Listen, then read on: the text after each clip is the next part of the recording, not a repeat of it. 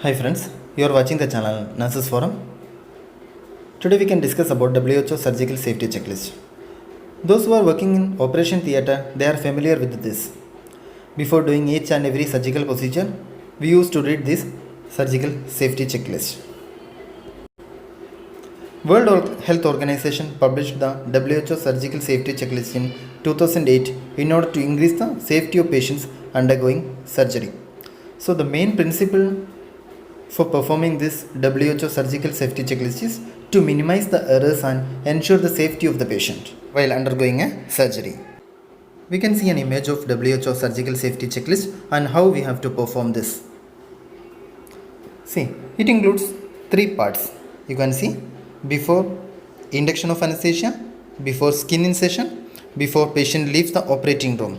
It includes three parts, that is sign in, time out, sign out. In the sign in part, we have to read this before induction of anesthesia, and the time out part before skin incision, and the last part, that is sign out, that we have to read this part in the before patient leaves the operating room. We can see in the sign in part what are the things we have to read in the sign in part. In the sign in part, we have to confirm patient identity, site, procedure and consent. We have to ask with the patient what is the name of the patient, and we have to confirm with the site, procedure and whether the consent has to be taken.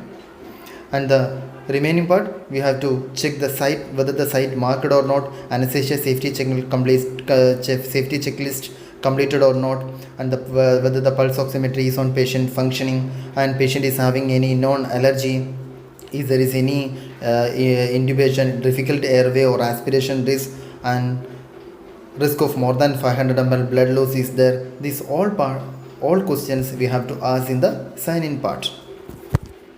So what are the things we will ask in the sign in part? We will confirm the identity, site, procedure and consent of the patient, and whether anesthesia safety checklist is completed, any known allergy is having the patient, or any difficult airway or aspiration risk, and if patient is having an increased risk of blood loss. So these all things we have to ask in the sign in part.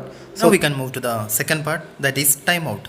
We have to do this before making the skin incision. In the first point, confirm all team members have introduced themselves by name and role, and surgeon, anesthesia professional and nurse verbally confirm again patient name, site and procedure. Next point, surgeon will review any critical or unexpected steps, operative duration and anticipated blood loss. Anesthesia team will review if there is any specific concern with the patient. Nursing team has to review has sterility has been confirmed. Ensuring the sterility is the responsibility of a nursing team. And the next point is, has prophylactic antibiotic has been given. Usually we have to give antibiotic before making the skin incision. The last point is regarding the displaying of imaging. In most of the cases, CT film, MRI film will be required during the surgical procedure. That also we have to confirm in the timeout part. The last part is sign out part. The sign out part we have to do before patient leaves the operating room. In the sign out part, nurse verbally confirm with the team the name of the procedure recorded. This is the third time we are confirming the name of the procedure. And the another important point in the sign out part is instrument sponge count, needle counts are complete or not. This we have to confirm with the scrub nurse.